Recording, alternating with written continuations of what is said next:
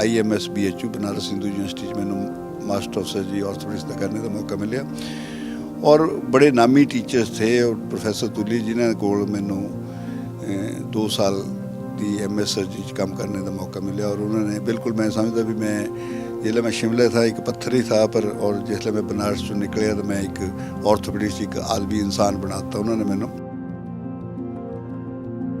तकरीबन सर इन्होंने दिनों च ब्याह होया। I was around 41 year of age. मैं सोचा था मन च धारिया था भी मैं जिसले पूरा काम हो जू मेरी पढ़ाई पढ़ी हो जू तो बाद ही ब्याह करावांगे तो ब्याह कराया तो सर वो फिर जब मेरी वाइफ थी वो चंडीगढ़ च थी। खुशी है तुहानूं दसदे होए भी हिमाचल च भंगड़े की टीम जिहड़ी है वो पहला मैं तैयार की ना कि किसी होर भी किसी डिग्री कॉलेज च नहीं थी और उसले कहते थे भी जोड़े हिमाचल वाले पंजाब का भंगड़ा नहीं अच्छा लगता था पर वी पार्टिसिपेटेड और इन्नी टीम तगड़ी थी भी सानू 2 घंटे के नोटिस पर we could have won any match. 5.5 साल फिर medical college Chandigarh as a director principal रहा और मेरे ख्याल अज तक के जिन्ने डायरैक्टर थे उन्होंने इन्ना टेन्योर किसी का नहीं था। साडा रुतबा था डॉक्टर का रब तो अगला नंबर 2 सोचते थे वो बनना चाहिए क्योंकि वो सिर्फ और सिर्फ तां ही बन सकता भी जे मरीज को लगे भी ये जो डॉक्टर है मेरे अपने रिश्तेदारों नालों भी ज़्यादा मेरे हित च है तां ही ये हो सकता क्योंकि यही डेफिनेशन थी डॉक्टर की भी जो पेशेंट ये समझता भी वो मैं अपने पिता नालों माँ नालों बच्चों नालों जे सारे नालों ज़्यादा मेरा ख्याल करने वाला वो डॉक्टर है। ਸਤਿ ਸ਼੍ਰੀ ਅਕਾਲ ਜੀ, ਤੁਸੀਂ ਦੇਖ ਰਹੇ ਹੋ R19 ਨਿਊਜ਼। ਮੈਂ ਹਾਂ ਸ਼ਰਨਜੀਤ ਬੈਂਸ। ਅੱਜ ਜਿਹੜੀ ਸ਼ਖਸੀਅਤ ਨਾਲ ਤੁਹਾਨੂੰ ਮਿਲਾਉਣ ਜਾ ਰਹੇ ਹਾਂ, ਜੇ ਮੈਂ ਉਹਨਾਂ ਦੀਆਂ ਡਿਗਰੀਆਂ ਜਾਂ ਉਹਨਾਂ ਦੇ ਕੰਮ ਦੀ ਮੈਂ ਗੱਲ ਕਰਾਂ ਤਾਂ ਸ਼ਾਇਦ ਸਾਡੀ ਟੀਮ ਨੂੰ 3 ਜਾਂ 4 ਐਪੀਸੋਡ ਕਰਨੇ ਪੈਣਗੇ। ਅੱਜ ਸਾਡੇ ਨਾਲ ਜਿਹੜੀ ਮਹਾਨ ਸ਼ਖਸੀਅਤ ਨੇ ਉਹ ਇੱਕ ਡਾਕਟਰ ਵੀ ਨੇ, ਇੱਕ ਸਰਜਨ ਨੇ ਔਰ ਬਾਬਾ ਫਰੀਦ ਯੂਨੀਵਰਸਿਟੀ ਫਰੀਦਕੋਟ ਦੇ ਵਾਈਸ ਚਾਂਸਲਰ ਨੇ। ਮੇਰੀ ਮੁਰਾਦ ਹੈ ਡਾਕਟਰ ਰਾਜ ਬਹਾਦਰ ਜੀ ਨਾਲ। ਰਾਜ ਬਹਾਦਰ ਜੀ, ਤੁਹਾਡਾ R19 ਤੇ ਬਹੁਤ ਬਹੁਤ ਸਵਾਗਤ ਹੈ ਜੀ। सर मैं बड़ा शुक्रगुजार है थोड़ा भी तुसी R19 नाल मेरी मुलाकात आप अपने जिन्ने श्रोता उन्होंने नाल कराओगे। I am indeed grateful to you. Doctor sahib, ਰਵਾਇਤੀ ਸਵਾਲਾਂ ਤੋਂ ਹਟ ਕੇ ਥੋੜ੍ਹੇ ਸਵਾਲ ਮੈਂ ਕਰਾਂਗਾ। ਤੁਹਾਡਾ ਜਨਮ ਹੋ ਰਿਹਾ 1950 ਦੇ ਵਿੱਚ 51 'ਚ। 2-4 ਸਾਲ ਆਜ਼ਾਦ ਹੋਏ ਨੂੰ ਦੇਸ਼ ਨੂੰ ਹੋਏ ਸੀ ਔਰ ਤਰੱਕੀ ਦੇ ਲੀਹ 'ਤੇ ਸੀ ਹਿੰਦੁਸਤਾਨ। ਸੀਮਤ ਜਿਹੜੇ ਸੀਗੇ ਆਪਣੇ ਕੰਮਕਾਰ ਸੀਮਤ ਸੀਗੇ, ਸਕੂਲਾਂ ਜਾਣ ਜਿਹੜੇ ਸਾਧਨ ਵੀ ਸੀਮਤ ਸੀਗੇ। ਇਹ ਜਿਹੜਾ ਸਮਾਂ ਸੀਗਾ ਕਿਵੇਂ ਤੁਸੀਂ ਗੁਜ਼ਾਰਿਆ ਜੀ? सर मैं 1951 ਚ पैदा होया और मैं नानकिਆਂ ਦੇ ਪਿੰਡ 'ਚ ਪੈਦਾ ਹੁੰਦਾ। ਬੱਚੇ ਅਕਸਰ ਨਾਨਕਿਆਂ ਦੇ ਹੁੰਦੇ ਕਿਉਂਕਿ ਮਾਂ ਜਿਹੜੀ ਹੈ ਆਪਣੀ ਮਾਂ ਦੇ ਕੋਲ ਹੁੰਦੀ। ਉਹ ਪਿੰਡ 'ਚ ਫਿਰ ਮੈਂ ਗਰੋ ਕੀਤਾ ਔਰ ਜਿਹੜੀ ਪਹਿਲੀ ਔਰ ਦੂਜੀ ਕਲਾਸ ਮੈਂ ਉਹ ਉਸੇ ਪਿੰਡ 'ਚ ਕੀਤੀ ਔਰ ਉਸ ਵੇਲੇ ਅਸੀਂ ਸਾਰੇ ਨੰਗੇ ਪਾਉਂ ਜਾਂਦੇ ਥੇ ਅਸੀਂ ਸਕੂਲ 'ਚ। ਤਾਂ ਸਕੂਲ ਜਿਹੜਾ ਸਾਡੇ ਪਿੰਡ 'ਚ ਨਹੀਂ ਤਾਂ ਨਾਲ ਦੇ ਪਿੰਡ 'ਚ ਤਾਂ ਉਹ ਲੰਘਦੇ ਥੇ ਅਸੀਂ ਉਸ ਸਕੂਲ 'ਚ ਹੀ ਹਾਂ। ਔਰ ਗਰਮੀਆਂ 'ਚ ਜਿਹੜੀ ਖੱਡ ਦੇ ਪੱਥਰ ਦੀ ਗਰਮੀ ਜਾਂ ਰੇਤੇ ਦੀ ਗਰਮੀ ਵੀ ਮਹਿਸੂਸ ਕੀਤੀ ਤਾਂ ਜੇ ਪਾਣੀ ਆ ਜਾਵੇ ਤਾਂ ਉਹਦੇ 'ਚੋਂ ਵੀ ਪਾਣੀ 'ਚੋਂ ਲੰਘਦੇ ਥੇ ਅਸੀਂ। ਦੂਸਰੀ ਕਰਨੇ ਦੇ ਬਾਅਦ ਮੇਰੇ ਪਿਤਾ ਜੀ ਨੰਗਲ ਥੇ ਤਾਂ ਇਸ ਕਰਕੇ ਵੀ ਸ਼ਿਫਟ ਟੂ ਨੰਗਲ, ਮੇਰੀ ਪੜ੍ਹਾਈ ਜਿਹੜੀ ਨੰਗਲ ਸ਼ਿਫਟ ਹੋ ਗਈ। ਹੁਣ ਨੰਗਲ ਵਾਲਾ ਸਕੂਲ ਜਿਹੜਾ ਥਾ ਉਹ ਬੜਾ ਸਕੂਲ ਥਾ, ਲਾਈਕ मॉडर्न था थोड़ा जिहा। पिंड वाला स्कूल के 2 कमरे थे तो ये it is a big building. तो वो आके फिर इनिशियली थोड़ा कंपलैक्स होंदा पर दैन इवेंचुअली वो सारा ठीक हो गया और उत्थों प्राइमरी स्कूल करके then I shift to the high school जो नंगल टाउनशिप का ही था। ये like in addition to my studies मैं स्कूल भी छोटे छोटे कल्चर प्रोग्राम भी पार्टिसिपेट करता रहा और 5वीं 6वीं चो ही मैं पंजाब के फोक डांस च मेरा इंटरस्ट हो गया बिकॉज मैनू ये लग्या भी मैं कोई गेम्स तो कुछ ज़्यादा तकड़ियाँ नहीं खेल सकता, ना मैं फुटबॉल या क्रिकेट या कोई मैं थोड़ा डर लगता था भी सट लगने से। पर then I started playing in this participating in bhangra and I led the team of bhangra in school and वो जो काफ़ी देर तक चलता रहा मैं जब तक मैडिकल कॉलेज तक पुज्या। मतलब ਭੰਗੜੇ ਦੇ ਵੀ ਤਗੜੇ ਪਲੇਅਰ ਹੋ ਤੁਸੀਂ? हाँ असीं भंगड़े दे मैं काफ़ी तगड़े प्लेयर रहे जी सर। असीं फिर 10वीं मैं नंगल तो की और मेरी उस वे फस्ट डिवीजन थी। फस्ट डिवीजन उस वे की फस्ट डिवीजन जी अज की फस्ट डिवीजन नालों काफ़ी अच्छी है। फिर उस दे बेसिस पर फिर मैं DAV कॉलेज जलंधर दाखिल होया। DAV कॉलेज जलंधर एक पंजाब का बड़ा अच्छा कॉलेज था उस वे कॉलेजों चो और पढ़ने का उत्थे काफ़ी मौका मिले। टीचर साढ़े बहुत अच्छे थे। I did my BSc from DAV college Jalandhar and I was 3rd in Punjab university. Punjab university ਜਿਹੜੀ ਸੀ ਉਸ ਵੇਲੇ ਪੰਜਾਬ, ਹਰਿਆਣਾ, ਹਿਮਾਚਲ ਤਿੰਨਾਂ ਸੂਬਿਆਂ ਦੀ ਉਹ ਯੂਨੀਵਰਸਿਟੀ ਸੀ। ਉਹਦੇ ਬੇਸਿਸ ਪਰ ਫਿਰ ਦੈਨ ਸਾਨੂੰ ਮੈਡੀਕਲ ਕਾਲਜ 'ਚ ਜਾਣੇ ਦੀ ਮੌਕਾ ਮਿਲਣਾ था। पर चाहे मैं नंगल च पढ़ता था पर साडा ਜਿਹੜਾ डोमिसाइल था वो कुदरती हिमाचल ਦਾ था, उन्ना विच 10 kilometre away from that place. So although I wanted बई ਜਿਹੜੀ ਐਡਮਿਸ਼ਨ ਸਾਡੀ ਮੈਡੀਕਲ ਕਾਲਜ ਅੰਮ੍ਰਿਤਸਰ 'ਚ ਹੋਵੇ, ਜਿਹੜਾ ਕਿ ਬਹੁਤ ਹੀ ਵਧੀਆ ਕਾਲਜ था, ਪਰ ਡੋਮਿਸਾਈਲ ਨਾ ਹੋਣੇ ਕਰਕੇ ਸਾਨੂੰ ਐਡਮਿਸ਼ਨ ਜਿਹੜੀ ਹੈ ਹਿਮਾਚਲ 'ਚ ਲੈਣੀ ਪਈ। ਔਰ ਉਹ IG ਮੈਡੀਕਲ ਕਾਲਜ ਸ਼ਿਮਲਾ, ਜਿਹਨੂੰ ਉਸ ਵੇਲੇ ਹਿਮਾਚਲ ਪ੍ਰਦੇਸ਼ ਮੈਡੀਕਲ ਕਾਲਜ ਕਹਿੰਦੇ। ਸੋ ਕਿਉਂਕਿ ਮੈਂ ਆਈ ਵਾਜ਼ ਫਸਟ ਇਨ ਦੈਟ ਬੈਚ, ਤਾਂ ਇਹ ਦਿਮਾਗ 'ਚ ਰਿਹਾ ਵੀ ਇੱਥੇ ਮੈਡੀਕਲ ਕਾਲਜ 'ਚ ਆ ਕੇ ਵੀ ਅਸੀਂ ਆਪਣਾ ਜਿਹੜਾ ਪੜ੍ਹਾਈ ਦਾ ਸਟੈਂਡਰਡ ਉਹਨੂੰ ਘਟਾਉਣਾ ਨਹੀਂ ਹੈ, ਉਹ ਮੇਨਟੇਨ ਰੱਖਣਾ। ਪਰ ਜਿਹੜੀਆਂ 4 ਸਾਲ ਜਿਹੜੇ BSc ਕਰਦੇ ਅਸੀਂ ਕਲਚਰ ਐਕਟੀਵਿਟੀ 'ਚ ਪਾਰਟੀਸਪੇਟ ਨਹੀਂ ਕੀਤਾ, ਉਹ ਫਿਰ ਮੈਂ ਜਾਗਰਿਤ ਕੀਤਾ। ਮੈਨੂੰ ਖੁਸ਼ੀ ਹੈ ਤੁਹਾਨੂੰ ਦੱਸਦੇ ਹੋਏ ਵੀ ਹਿਮਾਚਲ 'ਚ ਭੰਗੜੇ ਦੀ ਟੀਮ ਜਿਹੜੀ ਹੈ ਉਹ ਪਹਿਲਾਂ ਮੈਂ ਤਿਆਰ ਕੀਤੀ, ਨਾ ਕਿ ਕਿਤੇ ਹੋਰ ਵੀ ਕਿਸੇ ਡਿਗਰੀ ਕਾਲਜ 'ਚ ਨਹੀਂ ਸੀ। ਔਰ ਉਸ ਵੇਲੇ ਕਹਿੰਦੇ थे ਵੀ ਜਿਹੜੇ ਹਿਮਾਚਲ ਵਾਲਿਆਂ ਨੂੰ ਪੰਜਾਬ ਦਾ ਭੰਗੜਾ ਨਹੀਂ ਅੱਛਾ ਲੱਗਦਾ था, पर वी पार्टिसिपेटेड। और एनी की टीम तगड़ी थी भी सानू 2 घंटे के नोटिस पर we could have won any match, any dance with the girls participating from the different colleges. MBBS कर ली सर। MBBS च मैं I was again 3rd in the university, 1st in surgery. और टीचर ਜਿਹੜੇ ਤੁਹਾਡੇ culture ਦੇ adviser थे मेरे, I was a culture secretary of the medical college, ਤਾਂ ਉਹਨਾਂ ਦਾ ਇਨਫਲੂਐਂਸ था, ਤਾਂ ਹੀ ਵਾਜ਼ ਅ ਸਰਜਨ। ਸੋ ਅਸੀਂ ਵੀ ਸੋਚਿਆ ਵੀ ਅਸੀਂ ਵੀ ਜੀ ਸਰਜਨ ਬਣੀਏ। ਸਰ ਮੈਂ ਤੁਹਾਡੀ ਗੱਲ ਵਿੱਚ ਟੋਕ ਰਿਹਾ, ਬਹੁਤ ਹਾਈ ਲੈਵਲ ਦੀਆਂ ਡਿਗਰੀਆਂ ਤੁਸੀਂ ਕੀਤੀਆਂ ਨੇ, ਹੈ ਨਾ, ਅਤੇ ਕੀ ਘਰ ਦਾ ਮਾਹੌਲ ਮਤਲਬ ਜ਼ਿਆਦਾ ਪੜ੍ਹਾਈ ਵਾਲਾ ਸੀਗਾ? ਪੇਰੈਂਟਸ ਮਤਲਬ ਕੀ ਕਰਦੇ ਸੀ ਤੁਹਾਡੇ? ਇੱਦਾਂ ਹੁੰਦਾ ਨਾ ਜਦੋਂ ਬੰਦਾ ਕੋਈ ਕ੍ਰਿਕਟਰ ਹੁੰਦਾ ਜਾਂ ਕੋਈ ਸਿੰਗਰ ਹੁੰਦਾ, ਉਹਨੂੰ ਘਰ 'ਚ ਮਾਹੌਲ ਮਿਲ ਜਾਂਦਾ, ਸੰਗੀਤ ਦਾ ਮਾਹੌਲ ਮਿਲ ਜਾਂਦਾ ਹੈ, ਅਗਲਾ ਸੋਚਦਾ ਮੈਂ ਸਿੰਗਰ ਹੀ ਬਣ ਜਾਵਾਂ। ਅਤੇ ਤੁਹਾਡੇ ਘਰ ਦਾ ਮਾਹੌਲ ਕਿਵੇਂ ਜਿਹਾ ਸੀਗਾ ਜੀ? ਨਹੀਂ, ਸਿੰਘ ਸਾਹਿਬ ਇੱਦਾਂ ਹੈ ਵੀ ਨੰਗਲ 'ਚ ਜਿੰਨੇ ਵੀ ਇਹ ਸਾਡੇ ਇਕਨੋਮਿਕਲ ਸਟੇਟਸ ਵਾਲੇ ਬੰਦੇ ਥੇ, ਉਹ ਸਾਰਿਆਂ ਦਾ ਇਹੀ ਥਾ ਵੀ ਬੱਚੇ ਉਹਨਾਂ ਦੇ ਪੜ੍ਹ ਜਾਣ। ਤਾਂ ਕੋਈ ਐਸਾ ਇੱਦਾਂ ਐਕਸਟਰਾ ਨਹੀਂ ਥਾ ਵੀ ਅਸੀਂ ਸਿੰਗਰ ਬਣ ਜਾਈਏ ਜਾਂ ਅਸੀਂ ਕੁਛ ਹੋਰ ਕਰੀਏ। ਨੰਗਲ 'ਚ ਜਿੰਨੇ ਵੀ EMPLOYE ਥੇ ਉਹਨਾਂ ਦੇ ਪੇਰੈਂਟਸ ਦਾ ਇਹੀ ਤਮੰਨਾ ਥੀ ਵੀ ਬੱਚੇ ਪੜ੍ਹ ਜਾਣ। ਤਾਂ ਅਸੀਂ ਵੀ ਉसी ਰਿਵਾਜ 'ਚ ਥੇ, उसी रवायत 'ਚ ਥੇ ਵੀ ਅਸੀਂ ਵੀ ਪੜ੍ਹੀਏ और पढ़ने पर ही फोकस रहा, ना कि किसी होर कोई एक्टिविटी 'ਚ रहा। पर उसके बाद जिदा मैं तुहानूं दस्सिया भी MBBS करने के बाद फिर दैन हिमाचल प्रदेश 'ਚ नौकरी मिल गई। पर दिमाग 'ਚ था भी असी पोस्ट ग्रेजुएशन करनी। उसले पोस्ट ग्रेजुएट बहुत थे नहीं, पर दैन साडे मैडिकल कॉलेज भी PG का कोर्स नहीं सा, इस करके सानूं हरेक किती बाहर असी अपलाई करते थे, तो कंपीटीशन 'ਚ अपीयर होंदे थे। So at the end of the day I was selected at IMS BHU Banaras Hindu university 'ਚ ਮੈਨੂੰ मास्टर ऑफ सर्जरी ऑर्थोपेडिक्स का करने का मौका मिले। और बड़े नामी टीचर्स थे, और प्रोफैसर तुली जिन्होंने कोल मैनू 2 साल की MS सर्जरी 'ਚ काम करने का मौका मिले। और उन्होंने बिल्कुल, मैं समझदा भी मैं जिसलै मैं शिमले था एक पत्थर ही था, पर और जिसलै मैं बनारस 'चों निकलिया तो मैं एक ऑर्थोपेडिक्स एक आदमी इंसान बनाता उन्होंने मैनू। और वो सदके ही है भी अज तक मेरा काम चलता आ रहा है, ठीक हो रहा है। और फिर MS हो गई। MS करके दे आर डिफरेंट ऑप्शन, तुसी जिले 'ਚ लग सकते।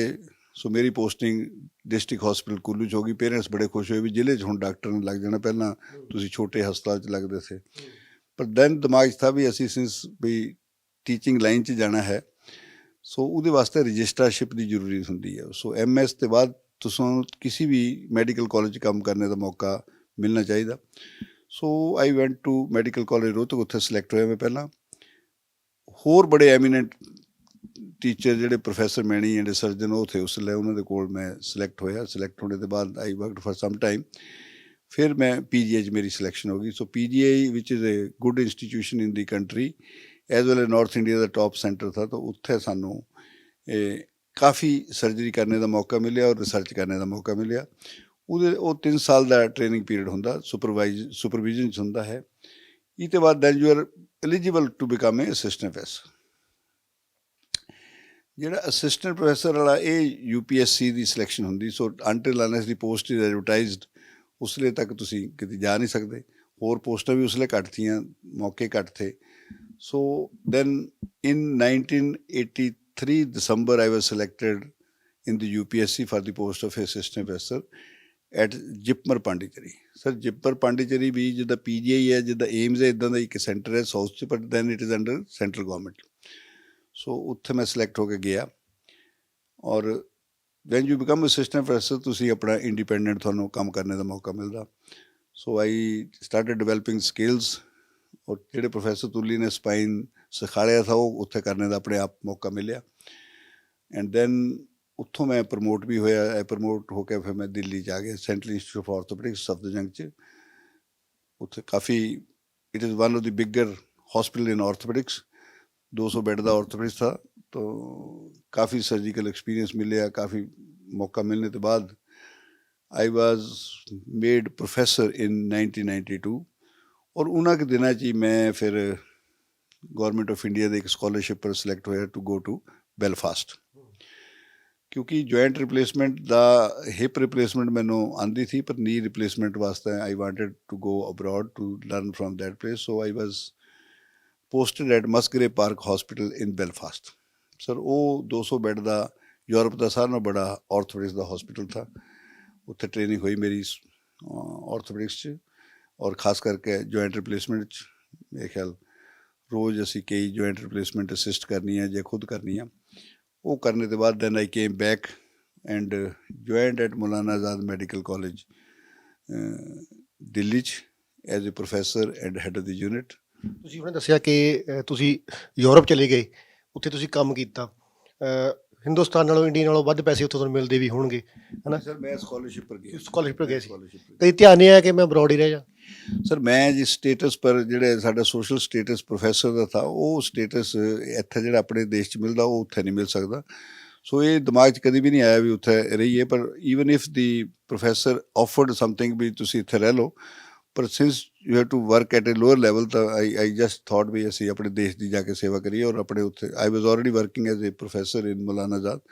ਤੋਂ ਮੁੜ ਕੇ ਅਸੀਂ ਜੁਆਇਨ ਕਰ ਲਿਆ ਆ ਕੇ। ਤਕਰੀਬਨ ਸਰ ਇਹਨਾਂ ਦਿਨਾਂ 'ਚ ਹੀ ਵਿਆਹ ਹੋਇਆ। ਆਈ ਵਾਜ਼ ਅਰਾਊਂਡ 41 ਈਅਰ ਆਫ ਏਜ। ਮੈਂ ਸੋਚਿਆ था, ਮਨ 'ਚ ਧਾਰਿਆ था ਵੀ ਮੈਂ ਜਦੋਂ ਪੂਰਾ ਕੰਮ ਹੋ ਜੂ, ਮੇਰੀ ਪੜ੍ਹਾਈ ਪੜੂਈ ਹੋ ਜੂ, ਤੇ ਬਾਅਦ ਹੀ ਵਿਆਹ ਕਰਾਵਾਂਗੇ। ਤਾਂ ਵਿਆਹ ਕਰਾਇਆ ਤਾਂ ਸਰ ਉਹਦੇ ਨਾਲ ਫਿਰ ਜਦ ਮੇਰੀ ਵਾਈਫ ਸੀ ਉਹ ਚੰਡੀਗੜ੍ਹ 'ਚ ਸੀ। ਸੋ ਦੈਨ ਇੱਕ ਨਵਾਂ ਮੈਡੀਕਲ ਕਾਲਜ ਚੰਡੀਗੜ੍ਹ 'ਚ ਖੁੱਲ੍ਹਿਆ ਐਂਡ ਸ਼ੀ ਵਾਂਟਡ ਵੀ ਮੈਂ ਚੰਡੀਗੜ੍ਹ ਜਾਵਾਂ। ਤਾਂ again we applied for Chandigarh medical college. Deputation पर मैं शिफ्ट होया। उत्थे 2 साल मैं ऑन डैपूटेशन। फिर उसके बाद फिर UPSC फिर दूजी बारी फिर प्रोफैसर सिलैक्ट होया मैं for medical college Chandigarh. Sir वो एक मैनू ग्रीन फील्ड या नवा मैडिकल कॉलेज एक डिपार्टमेंट ऑफ ऑर्थोपेडिक्स बनाने का मौका मिले।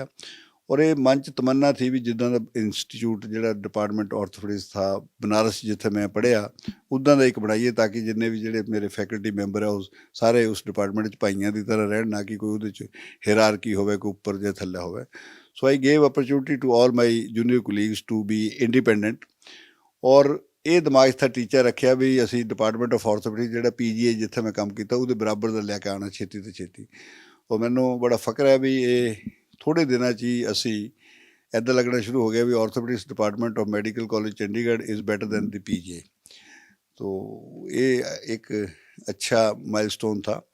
और उहदे करके ही चंडीगढ़ च पता लगना शुरू होया भी असी कुछ है, नहीं तो क्योंकि दिल्ली तो नहीं पता लग रहा था, पर इत्थे आके ये पता लग अपने इलाके च पता हो गया भी असी ठीक कोई काम कर रहे असी। और फिर मैनू एक ऑफर दे रहे थे भी तुसी PGI एज ए प्रोफैसर आ जाओ। So I was in a race of a director principal उत्थे बनने की। मैं I was already working as a medical superintendent. तो मैं थी तमन्ना भी मैं डायरैक्टर प्रिंसीपल बना, पर then I could not become and then I shift to PGI। च मैं प्रोफैसर सिलैक्ट हो गया।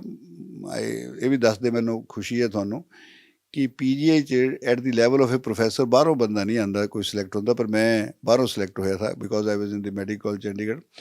और उसले डायरैक्टर थे प्रोफैसर तलवार। उन्होंने कहा भी राज बहादुर तू ये ना समझी भी तू सिलैक्ट होया, तेनों असीं इनवाइट किया PGI च। बड़ी खुशी की गल है इस करके। और क्योंकि मैं मैडिकल कॉलेज मैडिकल सुपरडेंट था तो उन्होंने मेरे काम का उन्होंने पता था, तो उन्होंने कहा मेरे हस्पताल भी संभाल थोड़ा। सो मैं in addition to professor of orthopedics I was a additional medical superintendent of PGI Chandigarh which is very big hospital। Sir साल के बाद फिर चंडीगढ़ एडमिनिस्ट्रेशन ने कहा भी सानू इन्हों राज बहादुर को वापस भेज दो एज ए डायरैक्टर प्रिंसीपल। सो मेरी फिर इंटरव्यू हुई। इंटरव्यू एक डॉक्टर होर आया शिमले तो उन्होंने साढ़े कंपीटीशन के बाद I was selected as a director principal of the medical college, ਜਿਹੜਾ ਮੈਂ 5.5 ਸਾਲ ਫਿਰ ਮੈਡੀਕਲ ਕਾਲਜ ਚੰਡੀਗੜ੍ਹ 'ਚ ਐਜ਼ ਅ ਡਾਇਰੈਕਟਰ ਪ੍ਰਿੰਸੀਪਲ ਰਿਹਾ। ਔਰ ਮੇਰੇ ਖਿਆਲ ਅੱਜ ਤੱਕ ਦੇ ਜਿੰਨੇ ਡਾਇਰੈਕਟਰਸ ਹੈ ਉਹਨਾਂ ਦਾ ਇੰਨੇ ਟੈਨਰ ਕਿਸੇ ਦਾ ਨਹੀਂ ਥਾ। So I develop that medical college and hospital to a higher level. ਔਰ ਜਿਹੜੇ ਉੱਥੇ EMPLOYEE ਹੈ ਉਹ ਅੱਜ ਵੀ ਸਮਝਦੇ ਵੀ ਉਹ ਪੀਰੀਅਡ ਜਿਹੜਾ ਥਾ ਉਹ ਕਾਫੀ ਅੱਛਾ ਥਾ ਮੈਡੀਕਲ ਕਾਲਜ ਦਾ। 5.5 ਸਾਲ ਦੀ ਡੈਪੂਟੇਸ਼ਨ करने के बाद मैं फिर again went back to the PGI च मैं उस वेले फिर हैड डिपार्टमेंट था, क्योंकि ਜਿਹੜੇ ਮੇਰੇ ਸੀਨੀਅਰ थे प्रोफैसर गिल वो वाइस चांसलर बन गए Baba Farid university of health sciences, तो मैं उत्थे हैड डिपार्टमेंट था। वो मैं साल 1.5 साल किया, फिर डॉक्टर गिल रिटायर हो गए, तो then I also applied for the post of a vice chancellor of Baba Farid university of health sciences. और ये मौका मिलिया, काफ़ी 20 बंदे थे पर मैनू सिलेक्शन हुई मेरी उहदे चों। और पंजाब सरकार ने मैनू इत्थे 3 साल वास्ते लाया, पर मेरे काम नूं देखते देखते सरकार ने फिर एक एक्सटेंशन होर दी, 6 साल की हो गई। हुण तीजी एक्सटेंशन होर दी, वो 9 साल तक का मैनू मौका मिलना सेवा करने का पंजाब का।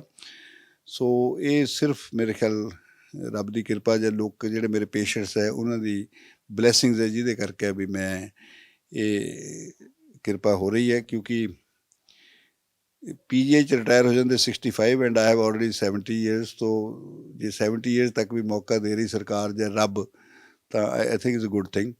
इन एडिशन टू दिस पंजाब ने मैनू एक 2000 च एक रीजनल स्पाइनल इंजरी सेंटर बनया मोहाली च। इदां दे 4 सेंटर सर बने, एक मोहाली च, तो एक कटक च, एक जबलपुर च और एक रायबरेली च। मैं समझदा भी ये जिहड़ा पंजाब वाला सेंटर है चल रहा चंगी तरह, जबकि वो सेंटर जिहड़े है वो नहीं चल रहे इन्ने वधिया तरीके नाल। इहदे सेंटर च मैं 2 दिन अपने जिहड़े सैचरडे संडे, तुसीं 5 दिन का वीक है, Monday to Friday, and Saturday Sunday I spend there at regional spinal injury centre Mohali, जिहदी देख रेख शुरू तो ही 2000 तो अज तक मेरे कोल है। और सरकार ने कहा भी ये लाइफ टाइम तू इहदा जिम्मेवारी तेरे कोल हैगी है। I do not take any salary from that place, और ये regularly for last 21 years I am just serving that centre as a charity कह लो जे सेवा करके। सो 2 चीज़ां मैनू रब ने दित्तियां, एक तो रीजनल स्पाइनल इंजरी सेंटर जिथे मैं सैचरडे संडे को काम करता, जिसले बाकी लोग छुट्टियां च होंदे, तो बाकी 5 दिन मैं Baba Farid university of health sciences as a vice chancellor भी करता। जिद्दां हुणी तुसीं देखिया होना भी मेरे पोस्ट ग्रेजुएट आए, उन्होंने मेरे ते पुछया वो कल दे ऑपरेशन जिहड़ा मैं करना उहदे वास्ते तैयारी हो रही है। सो इदां ही रोज़ दे रोज़ इत्थे एक स्पाइन दा मेजर सर्जरी हुंदी। ये हिस्सा जिहड़ा पंजाब दा काफ़ी बैकग्राउंड इहदी बैकवर्ड है, और बैकवर्ड इन द सेंस भी ये बॉर्डर एरिया है। मोस्ट ऑफ द पेशेंट जिहड़े बठिंडे च या चंडीगढ़ वाले पासे है।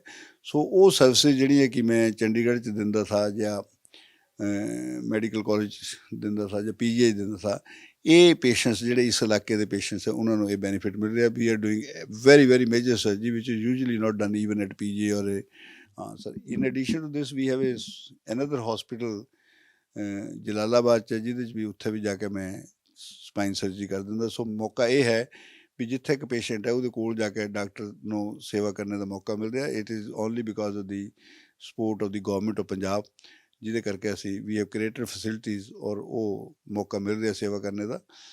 मेरे ख्याल जे किसी को काम करने का मौका मिले तो यही एक गुड सैटिस्फैक्शन है। ਡਾਕਟਰ ਸਾਹਿਬ ਸਾਰੇ ਸੈਂਟਰਾਂ ਦੀ ਤੁਸੀਂ ਗੱਲ ਕੀਤੀ, ਮੋਹਾਲੀ ਸੈਂਟਰ ਦੀ ਗੱਲ ਕੀਤੀ, ਫਰੀਦਕੋਟ ਸੈਂਟਰ ਦੀ ਗੱਲ ਕੀਤੀ, ਜਲਾਲਾਬਾਦ ਸੈਂਟਰ ਦੀ ਤੁਸੀਂ ਗੱਲ ਕੀਤੀ। ਤੁਸੀਂ ਆਪ ਖੁਦ ਜਾ ਕੇ ਉੱਥੇ ਆਪਰੇਟ ਕਰਦੇ ਹੋ ਮਰੀਜ਼ ਨੂੰ। ਇਹਨਾਂ ਸਾਰੇ ਸੈਂਟਰਾਂ ਦੇ ਵਿੱਚੋਂ ਤੁਸੀਂ ਕਿਸੇ ਸੈਂਟਰ ਤੋਂ ਕੋਈ ਸੈਲਰੀ ਨਹੀਂ ਲੈ ਰਹੇ?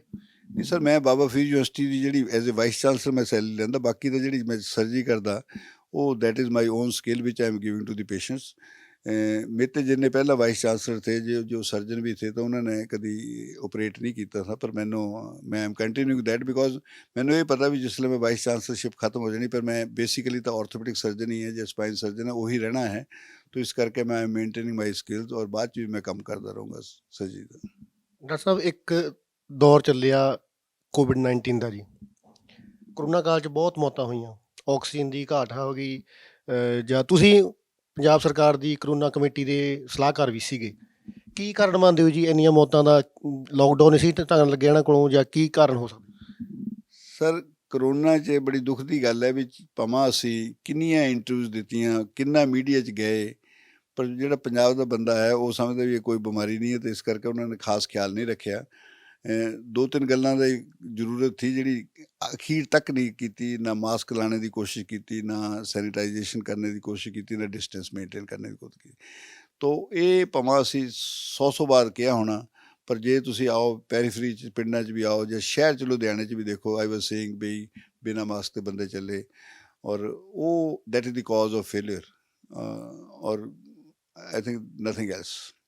ਜੇ ਅਸੀਂ ਉਹ ਜਿਹੜੇ ਕੋਵਿਡ ਐਪਰੋਪ੍ਰੀਏਟ ਬਿਹੇਵੀਅਰ ਨੂੰ ਫੋਲੋ ਕਰਦੇ ਤਾਂ probably we would have been saved. ਨੁਕਸਾਨ ਹੋਇਆ ਉਹ ਬਚ ਸਕਦਾ ਸੀ, ਘੱਟ ਸਕਦਾ ਸੀ। ਡਾਕਟਰ ਸਾਹਿਬ ਕੀ ਤੁਹਾਨੂੰ ਲੱਗਦਾ ਵੀ ਕਰੋਨਾ ਕਾਲ ਦੇ ਵਿੱਚ ਜਿਹੜੇ ਪ੍ਰਾਈਵੇਟ ਹਸਪੀਟਲ ਨੇ ਉਹਨਾਂ ਨੇ ਆਮ ਬੰਦੇ ਦੀ ਤਾਂ ਛਿੱਲ ਲਾਈ, ਚੰਗੇ ਭਲੇ ਅਮੀਰ ਬੰਦੇ ਦੀ ਵੀ ਛਿੱਲ ਲਾਈ ਹੈ?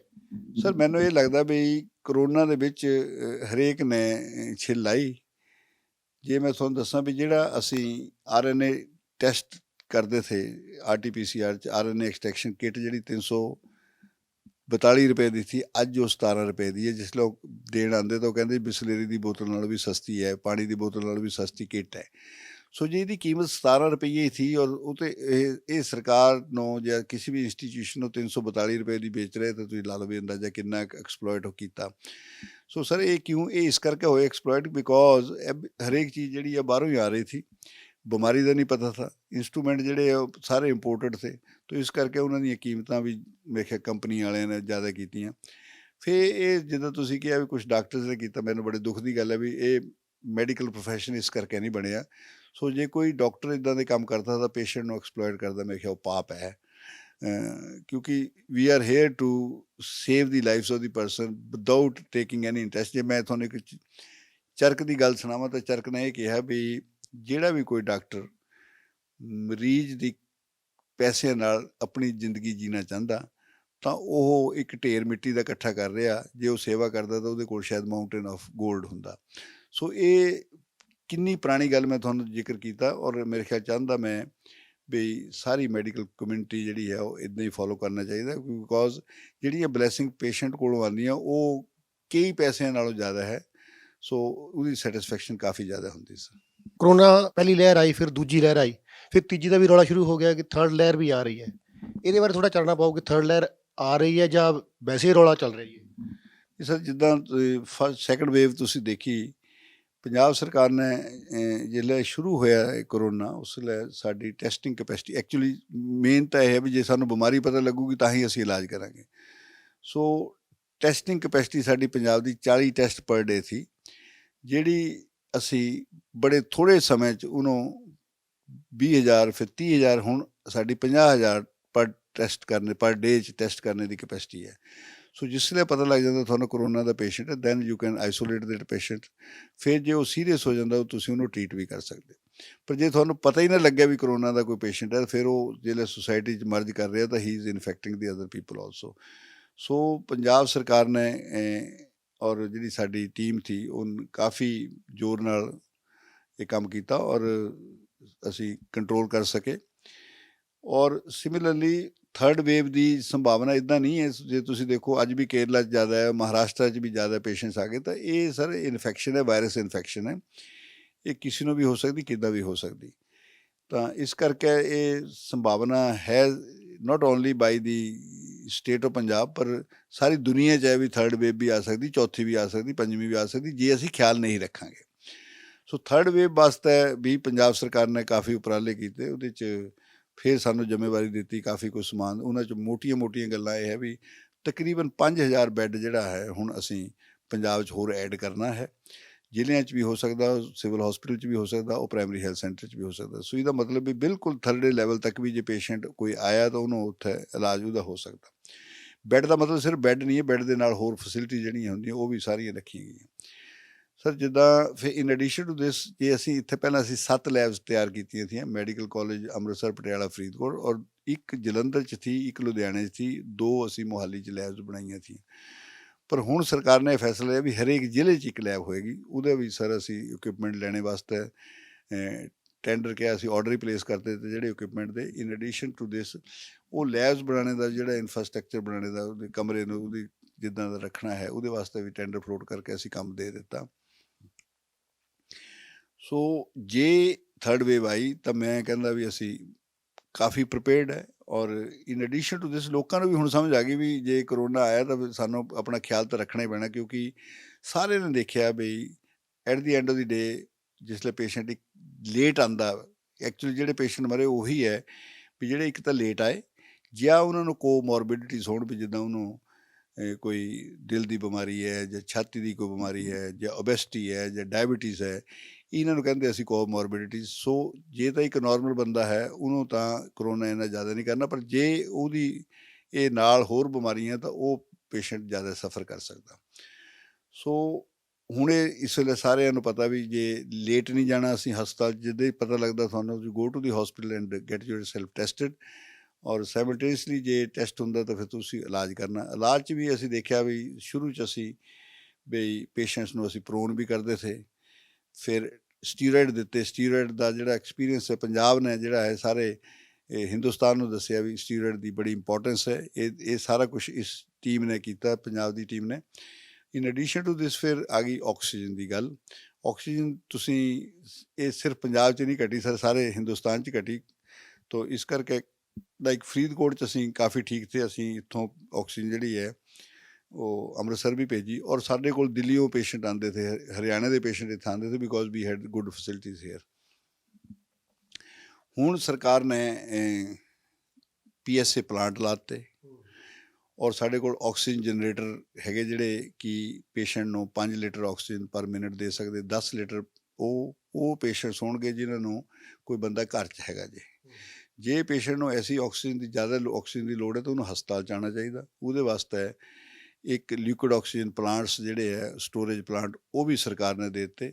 ਸੋ ਜਿੱਦਾਂ ਫਾਰ ਐਗਜ਼ਾਮਪਲ ਜੇ ਤੁਸੀਂ ਸਾਡੇ ਫਰੀਦਕੋਟ 'ਚ ਪੁੱਛੋ ਤਾਂ ਸਾਡੀ 2 ਸਾਨੂੰ ਫਿਲੈਂਥਰੋਪਿਸਟ SP ਸਿੰਘ ਉਬਰਾਏ ਨੇ ਪਲਾਂਟ ਦਿੱਤੇ। 2 ਦੀ ਕਪੈਸਿਟੀ ਹੈ 2000 ਲੀਟਰ ਪਰ ਮਿੰਟ ਪਰ ਡੇ ਦੀ, ਔਰ ਇੱਕ ਸਰਕਾਰ ਗੌਰਮੈਂਟ ਆਫ ਇੰਡੀਆ ਦਾ ਮਿਲੇ 1000 ਦਾ, ਉਹ ਹੋ ਗਿਆ ਜੀ। ਤਾਂ ਲਿਕੁਇਡ ਆਕਸੀਜਨ ਪਲਾਂਟ ਇੱਕ ਸਾਡਾ ਪਹਿਲਾਂ ਸੀ, ਇੱਕ ਸਾਨੂੰ ਲਿਕੁਇਡ ਆਕਸੀਜਨ ਪਲਾਂਟ ਹੋਰ ਸਟੋਰੇਜ ਵਾਸਤੇ ਦਿੱਤਾ। ਸੋ ਇਹ ਕਾਫੀ ਫੈਸਿਲਿਟੀਜ਼ ਹੈ at the level of the tertiary level, ਜਿਹੜੇ ਮੈਡੀਕਲ ਕਾਲਜ ਹੈ ਉਹਨਾਂ 'ਚ ਇਹ ਫੈਸਿਲਿਟੀਜ਼। ਸੋ ਮੈਨੂੰ ਨਹੀਂ ਲੱਗਦਾ ਵੀ ਜੇ ਹੁਣ ਜੇ ਕਰੋਨਾ ਆਇਆ ਤਾਂ ਅਸੀਂ ਉਹਨੂੰ ਚੰਗੀ ਤਰ੍ਹਾਂ ਅਸੀਂ ਲੜ ਸਕਾਂਗੇ, ਔਰ ਲੋਕ ਸਾਰੇ ਟ੍ਰੇਨਡ ਵੀ ਹੈ, ਡਾਕਟਰ ਵੀ ਟ੍ਰੇਨਡ ਹੈ, ਨਰਸ ਵੀ ਟ੍ਰੇਨਡ ਹੈ, ਔਰ ਇੱਕ ਜਿਹੜਾ ਡਰ ਥਾ ਉਹ ਵੀ ਮੈਨੂੰ ਲੱਗਦਾ ਕੁਛ ਘੱਟ ਹੋ ਗਿਆ ਹੋਣਾ।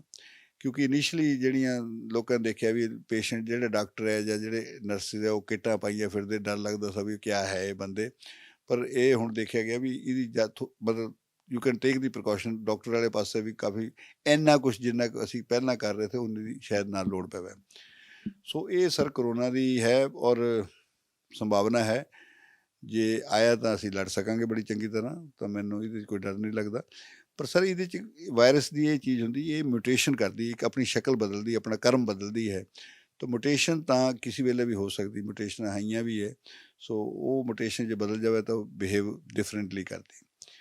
ਸੋ ਕਰੋਨਾ ਦਾ ਤਾਂ ਮੇਰੇ ਖਿਆਲ ਇਹ ਇੱਦਾਂ ਹੀ ਠੀਕ ਰਹੇਗਾ ਸਰ। ਇੱਕ ਧਾਰਨਾ ਸੀਗੀ ਆਮ ਪਿੰਡਾਂ ਦੇ ਲੋਕਾਂ ਦੇ ਵਿੱਚ ਜਾਂ ਸ਼ਹਿਰਾਂ ਦੇ ਲੋਕਾਂ ਵਿੱਚ ਵੀ ਸਾਨੂੰ ਦੇਖਣ ਨੂੰ ਮਿਲੀ ਆ, ਗਰਮੀ ਜਾਂ ਇੰਨੀ ਪੈ ਜਾਊਗੀ ਤਾਂ ਕਰੋਨਾ ਵਾਇਰਸ ਮਰ ਜਾਊਗਾ, ਜਾਂ ਠੰਡ ਆ ਜਾਊਗੀ ਮਰ ਜਾਊਗਾ। ਇਹ ਸਰ ਇਹ ਧਾਰਨਾ ਹੀ ਥੀ, ਮੇਰੇ ਖਿਆਲ ਇਹ ਸਿੱਧ ਨਹੀਂ ਹੋਈ ਧਾਰਨਾ ਜਿਹੜੀ ਹੈ ਵੀ ਜੇ ਗਰਮੀ ਆ ਗਈ ਤਾਂ ਵਾਇਰਸ ਮਰ ਜਾਏਗੀ, ਜੇ ਠੰਡ ਆ ਗਈ ਤਾਂ ਫਲਰਿਸ਼ ਕਰ ਜਾਏਗੀ। ਕਿਉਂਕਿ ਇਹ ਦੇਖਿਆ ਵੀ ਜੇ ਠੰਡ ਆਈ ਤਾਂ ਸ਼ਾਇਦ ਹੋਰ ਜਿਹੜੀ ਫਲੂ ਫਲਾ ਉਹਦੇ ਕਰਕੇ ਐਡ ਹੋ ਕੇ ਹੋ ਜਾਏਗਾ, ਪਰ ਇਹ ਐਸੀ ਕੋਈ ਗੱਲ ਬੜੀ ਨਹੀਂ। ਇਹ ਵਾਇਰਸ ਹੈ ਵਿਚ ਇਜ਼ ਸੀਰੀਅਸ ਵਾਇਰਸ, ਔਰ ਆਪਣਾ ਇਹ ਮਿਊਟੇਸ਼ਨ ਇਹਦੇ 'ਚ ਜ਼ਿਆਦਾ ਹੈ, ਆਪਣਾ ਸ਼ਕਲ ਔਰ ਕਰਮ ਬਦਲਦੀ ਇਹ। ਤਾਂ ਇਸ ਕਰਕੇ ਮੇਰੇ ਖਿਆਲ ਉਹ ਇਹਨੂੰ ਇਹਦੀ ਪ੍ਰੋਟੈਕਸ਼ਨ ਨਾ ਹੀ ਆਵੇ ਸਾਡੇ ਕੋਲ virus, that is only with the distance, social distance, mask ਰੱਖ ਕੇ ਰੱਖੀਏ। ਜੇ ਅਸੀਂ ਸਫਰ ਕਰਦੇ ਹਾਂ, ਜੇ ਚੈਸਟ ਇਨਫੈਕਸ਼ਨ ਸਾਨੂੰ ਹੁੰਦੀ ਹੈ ਤਾਂ most important thing is the oxygen, steroid ਔਰ care under the hospital. ICU ਵੀ ਅਸੀਂ ਹੁਣ ਬੜੇ ਸਾਡੇ ਕਾਫੀ ਇਕੁਇਪ ਕਰ ਲਏ ਅਸੀਂ। So rest assure that the society will be safe if the second third wave comes.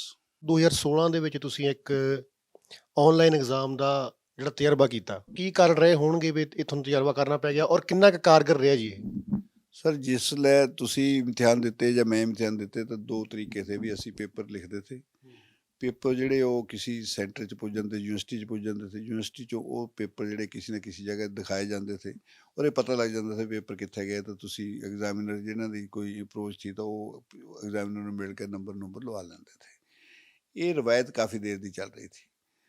ਜੇ ਅਸੀਂ ਸੋਚੀਏ ਵੀ ਮੈਡੀਕਲ ਪ੍ਰੋਫੈਸ਼ਨ 'ਚ ਕਿਆ ਥਾ, ਤਾਂ ਜਿਹੜੇ ਅਸੀਂ ਜਿਹੜੇ ਪ੍ਰੈਕਟੀਕਲ ਲੈਂਦੇ ਤਾਂ ਉਹ ਬੱਚੇ ਜਿਹੜੇ ਪ੍ਰੈਜ਼ੈਂਟ ਕਰਦੇ ਆਪਣੇ ਕੇਸਿਸ, ਜੇ ਤੁਹਾਨੂੰ ਲੱਗਿਆ ਵੀ ਉਹ ਬੱਚਾ ਕਾਫੀ ਠੀਕ ਹੈ ਤਾਂ ਮੋਸਟਲੀ ਉਹਦੀ ਥਿਊਰੀ ਦੇਖੀ ਨਹੀਂ ਜਾਂਦੀ ਸੀ, ਉੱਪਰ ਹੀ ਦਸਤਖਤ ਕਰਕੇ ਸਾਰੇ ਐਗਜ਼ਾਮੀਨਰ ਕਰ ਦਿੰਦੇ ਸੀ। ਉਹ ਬੱਚਾ ਜੇ ਉਹ ਪ੍ਰੈਕਟੀਕਲ 'ਚ ਪਾਸ ਹੈ ਤਾਂ ਪਾਸ ਹੋ ਜਾਂਦਾ। ਸਰ ਇਹ ਮੇਰੇ ਜਹਿਨ 'ਚ ਗੱਲ ਥੀ ਵੀ ਜੇ ਫਿਰ ਇੱਦਾਂ ਦੀ ਗੱਲ ਹੈ ਤਾਂ ਫਿਰ ਥਿਊਰੀ ਦੇ ਪੇਪਰ ਲੈਣੇ ਕਾਹਤੇ।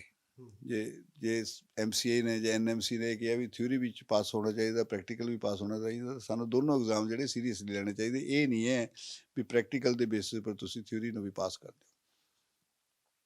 ਸੋ ਸਰ ਅਸੀਂ ਦੋ ਚੀਜ਼ਾਂ, ਇੱਕ ਵਾਈਸ ਚਾਂਸਲਰ ਦੀ ਕਾਨਫਰੰਸ ਹੋਈ 2015 'ਚ, ਮੈਂ 2014 ਜੁਆਇਨ ਕੀਤਾ, 2015 ਮਾਰਚ 'ਚ ਕਾਨਫਰੰਸ ਹੋਈ। ਉਹਦੇ 'ਚ ਰਾਜੀਵ ਗਾਂਧੀ ਯੂਨੀਵਰਸਿਟੀ ਵਾਲਿਆਂ ਨੇ ਦੱਸਿਆ ਵੀ ਅਸੀਂ transfer of the question paper and valuation ਅਸੀਂ ਇੰਟਰੋਡਿਊਸ ਕਰ ਰਹੇ ਹਾਂ। ਸਰ ਉਹ ਮੈਂ ਉੱਥੇ ਸਮਝ ਲਿਆ ਕਾਨਫਰੰਸ 'ਚ ਆ ਕੇ, ਤਾਂ ਫਿਰ ਉਹ ਮੈਂ ਇੱਥੇ ਵੀ ਆਪਣੇ ਆ ਕੇ ਸ਼ੁਰੂ ਕਰਨ ਦੀ ਕੋਸ਼ਿਸ਼ ਕੀਤੀ। ਸ਼ੁਰੂ 'ਚ ਕਿਉਂਕਿ ਨਵੀਂ ਚੀਜ਼ ਹੋਵੇ ਹਰੇਕ ਨੂੰ ਲੱਗਦਾ ਵੀ ਔਖੀ ਹੈ, ਨਹੀਂ ਕਰਨੀ ਅਸੀਂ। ਪਰ ਜਿਸ ਵੇਲੇ ਰਾਜੀਵ ਗਾਂਧੀ ਯੂਨੀਵਰਸਿਟੀ ਨੇ ਇਹ ਚਾਲੂ ਕੀਤਾ, ਉਸੇ ਵੇਲੇ ਬਾਬਾ ਫਰੀਦ ਯੂਨੀਵਰਸਿਟੀ ਨੇ ਵੀ ਕਰਤਾ। ਸੋ ਮੈਨੂੰ ਇਹ ਲੱਗਦਾ ਵੀ ਅਸੀਂ ਬਿਲਕੁਲ ਐਟ ਦੀ ਲੈਵਲ ਜਿਸਲੇ ਇਹ ਸ਼ੁਰੂ ਹੋਇਆ ਇਹ ਅਸੀਂ ਕੀਤਾ।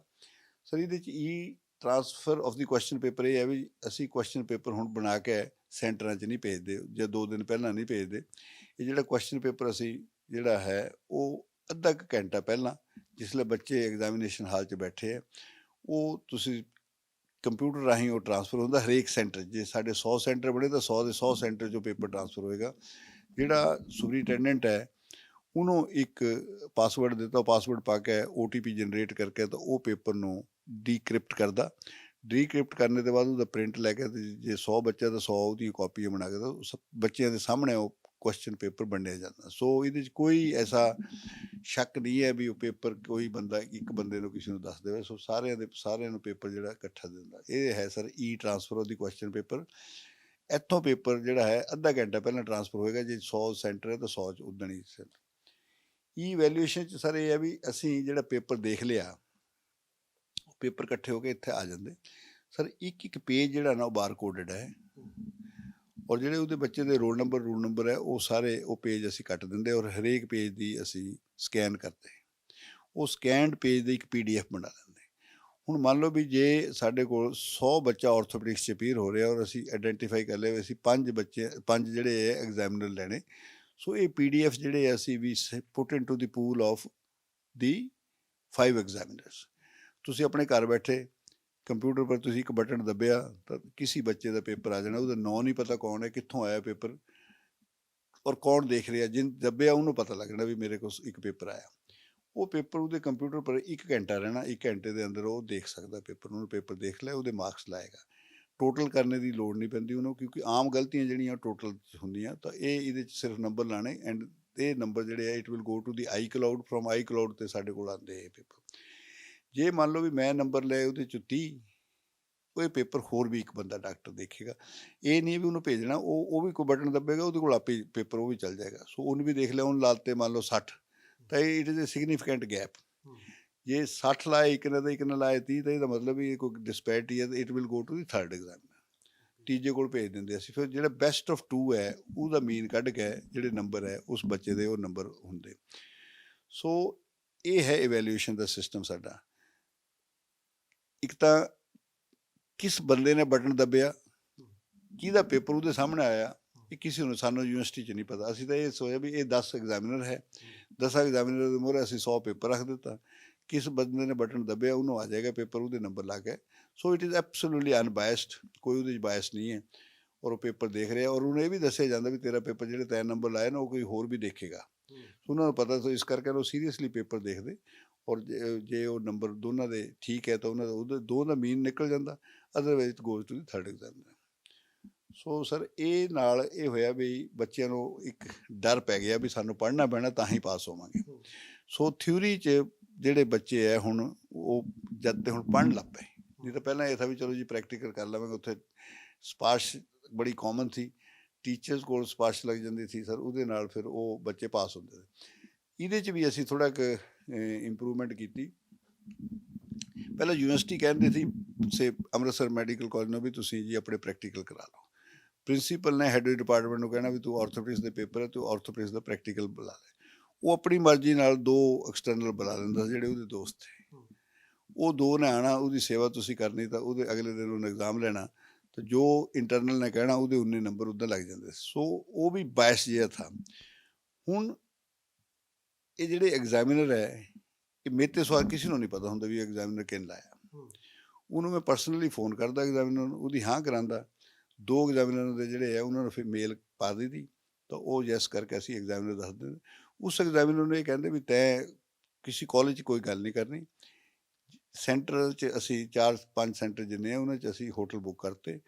ਉਹਨਾਂ 'ਚ ਜਾਂਦੇ, ਉਹ ਆਉਂਦਾ ਐਗਜ਼ਾਮੀਨਰ, ਉੱਥੋਂ ਆ ਕੇ ਹੋਟਲ 'ਚ ਠਹਿੰਦਾ, ਸਵੇਰ ਨੂੰ ਜਾ ਕੇ ਆਪਣੇ ਐਗਜ਼ਾਮੀਨੇਸ਼ਨ ਸੈਂਟਰ 'ਚ ਜਾਂਦਾ, ਉੱਥੇ ਜਾ ਕੇ ਪਤਾ ਲੱਗਦਾ ਵੀ ਐਗਜ਼ਾਮੀਨਰ ਅੱਜ ਇਹ ਹੈ। ਸੋ ਹੈ ਤਾਂ ਚਲੋ ਉਹ ਵੀ ਵਾਕਫ ਹੁੰਦੇ ਤੁਹਾਡੇ, ਪਰ ਜੋ ਇਨਫਲੂਐਂਸ ਤੁਸੀਂ ਉਹਨੂੰ ਆਪਣੇ ਬੰਦੇ ਨੂੰ ਬੁਲਾ ਕੇ ਕਰਦੇ, ਤੁਸੀਂ you cannot do that on the other person. Similarly ਉਹਦੀ ਕੋਈ ਸੇਵਾ ਉਹਨਾਂ ਨੇ ਨਹੀਂ ਕਰਨੀ, ਯੂਨੀਵਰਸਿਟੀ ਸੇਵਾ ਕਰਦੀ, ਉਹਨਾਂ ਦਾ ਜਿਹੜਾ ਖਾਣਾ, ਉਹਨਾਂ ਦਾ ਰਹਿਣਾ ਉਹ ਯੂਨੀਵਰਸਿਟੀ ਕੋਲ ਹੈ। ਸੋ ਦੈਟ ਐਗਜ਼ਾਮੀਨਰ ਨੂੰ ਅਸੀਂ ਕਨਵੇ ਕੀਤਾ ਹੁੰਦਾ ਵੀ ਤੁਸੀਂ you not to be influenced by the internal examiner. ਜੋ ਬੱਚੇ ਦੀ ਲਿਆਕਤ ਹੈ ਉਹਦੇ ਹਿਸਾਬ ਨਾਲ ਉਹਦੇ ਪ੍ਰੈਕਟੀਕਲ ਦੀ ਐਗਜ਼ਾਮੀਨੇਸ਼ਨ। ਸੋ ਸਾਡੇ ਪ੍ਰੈਕਟੀਕਲ ਦਾ ਐਗਜ਼ਾਮੀਨੇਸ਼ਨ ਵੀ ਬੜਾ ਸਟੈਂਡਰਡਾਈਜ਼ ਹੋ ਗਿਆ, ਔਰ ਥਿਊਰੀ ਦਾ ਐਗਜ਼ਾਮੀਨੇਸ਼ਨ ਬਾਈ ਇਵੈਲੂਏਸ਼ਨ ਬਹੁਤ ਅੱਛਾ ਹੋ ਗਿਆ। ਸੋ ਇਹਦੇ ਨਾਲ ਇਹ ਹੋਇਆ ਸਰ, ਬੱਚੇ ਇਨੀਸ਼ੀਅਲੀ ਤਾਂ ਬੜੇ ਫੇਲ ਹੋਏ, ਕਚਹਿਰੀਆਂ 'ਚ ਵੀ ਗਏ, ਉਹਨਾਂ ਨੇ ਸਾਡੇ ਸਿਸਟਮ ਨੂੰ ਵੀ ਚੈਲੰਜ ਕੀਤਾ, ਪਰ then we have proved that we ਜਿਹੜਾ ਸਿਸਟਮ ਹੈ it is very good and it is flawless. ਤਾਂ ਉਹ ਐਗਜ਼ਾਮ ਜਿਹੜੇ ਆ ਹੁਣ ਅੱਛੇ ਹੋਣੇ ਸ਼ੁਰੂ ਹੋ ਗਏ, ਬੱਚੇ ਪੜ੍ਹਨੇ ਸ਼ੁਰੂ ਕਰ ਗਏ। ਇਹੀ ਮੁੱਦਾ ਸੀ ਸਾਡਾ ਇਸ ਐਗਜ਼ਾਮੀਨੇਸ਼ਨ ਸਿਸਟਮ ਦਾ। ਯੂਨੀਵਰਸਿਟੀ ਦਾ ਕੰਮ ਹੀ ਇਹੀ ਹੈ ਵੀ ਅਸੀਂ ਬੱਚਿਆਂ ਨੂੰ ਚੰਗੀ ਤਰ੍ਹਾਂ ਪੜ੍ਹਾਈਏ, ਤਾਂ ਉਹਨਾਂ ਨੂੰ ਚੰਗੀ ਤਰ੍ਹਾਂ ਉਹਨਾਂ ਨੂੰ ਇਵੈਲੂਏਟ ਕਰੀਏ, ਜੇ ਪਾਸ ਹੁੰਦੇ ਤਾਂ ਉਹਨਾਂ ਨੂੰ ਅਸੀਂ ਡਿਗਰੀਆਂ ਦਈਏ। ਸੋ ਸਰ ਪਿਛਲੇ 6-7 ਸਾਲ 'ਚ ਜਿਹੜਾ ਵੀ ਮੇਰਾ ਟੈਨਰ ਹੈ, ਇਹ ਪਤਾ ਲੱਗ ਗਿਆ ਸਾਰੇ ਸਰਾਊਂਡਿੰਗ ਯੂਨੀਵਰਸਿਟੀਜ਼ ਨੂੰ ਵੀ ਬਾਬਾ ਫਰੀਦ। ਦੇਖੋ ਸਰ, ਇਹਦੇ ਮੇਰੀ ਇਹ ਸਾਡਾ ਇੰਨਾ ਕੁ ਵਧੀਆ ਹੈ ਵੀ PGI ਦੇ ਪੇਪਰ ਵੀ ਮੈਂ ਹੀ ਦੇਖਦਾ। PGI ਸਾਡੇ ਨਾਲੋਂ ਕਿਤੇ ਬੜਾ ਇੰਸਟੀਟਿਊਸ਼ਨ ਥਾ। ਸੋ PGI ਵਾਲਿਆਂ ਨੂੰ ਪਤਾ ਲੱਗਿਆ ਵੀ ਇਹ ਸਿਸਟਮ ਇਹਨਾਂ ਦਾ ਵਧੀਆ, ਉਹ ਸਾਡੇ ਕੋਲ ਪੇਪਰ ਭੇਜ ਦਿੰਦੇ, ਅਸੀਂ ਉਹਨਾਂ ਦੇ ਪੇਪਰ ਦੇ ਸਕੈਨ ਕਰਕੇ ਅਸੀਂ ਉਹਨਾਂ ਦੇ ਪੇਪਰ ਐਗਜ਼ਾਮੀਨਰ ਨੂੰ ਭੇਜਦੇ, ਜਿਹੜੀ ਇਵੈਲੂਏਸ਼ਨ ਹੋ ਕੇ ਆਉਂਦੀ ਉਹ PGI ਨੂੰ ਦਿੰਦੇ। ਸਿਮਿਲਰਲੀ 1-2 ਹੋਰ ਯੂਨੀਵਰਸਿਟੀਆਂ ਜਿਹੜੀਆਂ ਸਰਾਊਂਡਿੰਗ ਯੂਨੀਵਰਸਿਟੀ, ਉਹਨਾਂ ਦੇ ਵੀ ਜਿਹੜੀ ਇਵੈਲੂਏਸ਼ਨ ਹੈ ਅਸੀਂ ਕਰਦੇ।